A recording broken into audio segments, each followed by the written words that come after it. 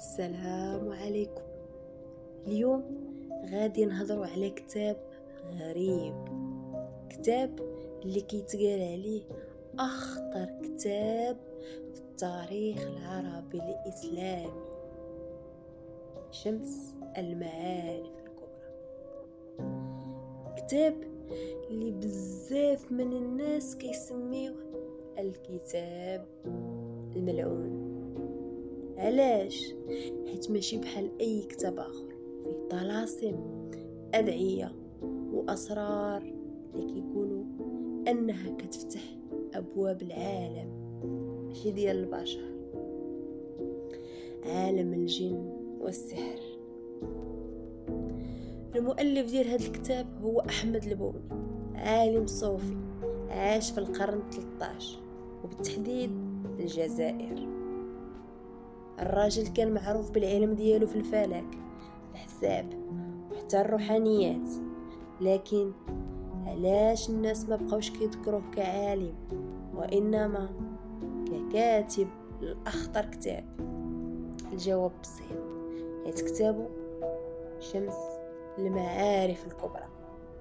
هذا الكتاب ماشي روايه ولا كتاب ديني تقليدي، هو موسوعه غريبه فيها طلاسم وتعاويذ وحسابات رقمية وأسرار اللي كيقولوا أنها مرتبطة بالجن والعوالم الخفية.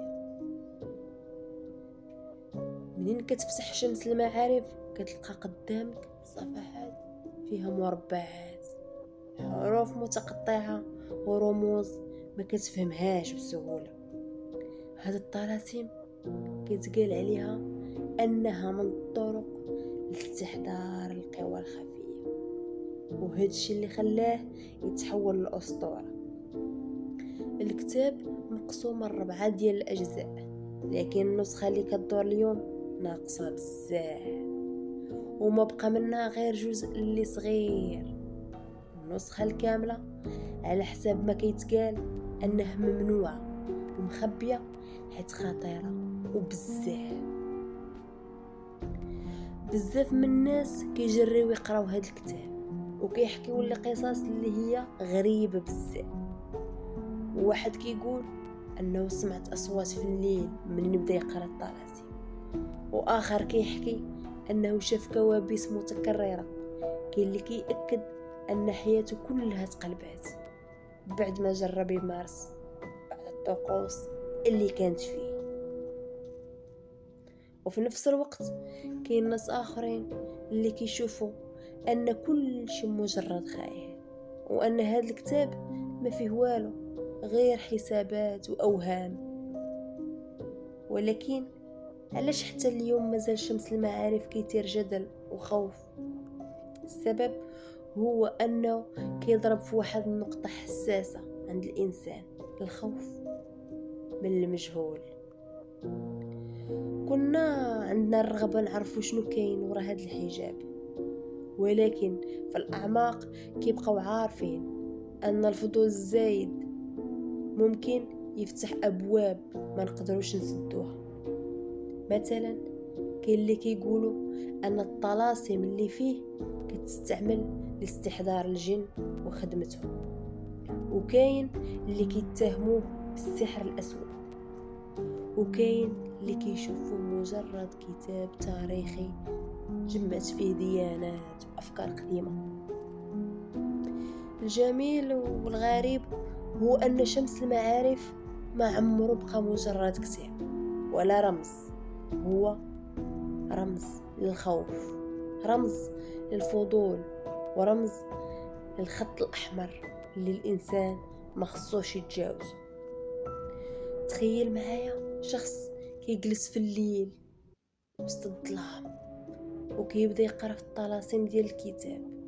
الصوت ديالو كيبقى يتعاود في الغرفه، والكلمات بحال اللي ما عندهاش معنى، لكن مع كل كلمه كيحس بان الجو كيتغير. القلب ديالو كيدق بقوه، والعقل كيبدا يسول واش حقيقي اللي كنقراه؟ واش انا بوحدي في الغرفه؟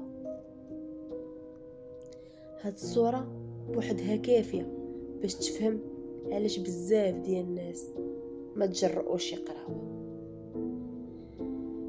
لكن بين أسطورة والحقيقة خاصنا نكونوا واعيين بحاجة: أي كتاب وأي ورقة ما عندهاش قوة إلا إذا عطيناها حنا القوة. يمكن شمس المعارف مجرد كتاب قديم، ويمكن يكون أكثر من ذلك، لكن الخوف اللي كيصاحبو هذاك اللي جاي من الداخل ديالنا ماشي من الورق.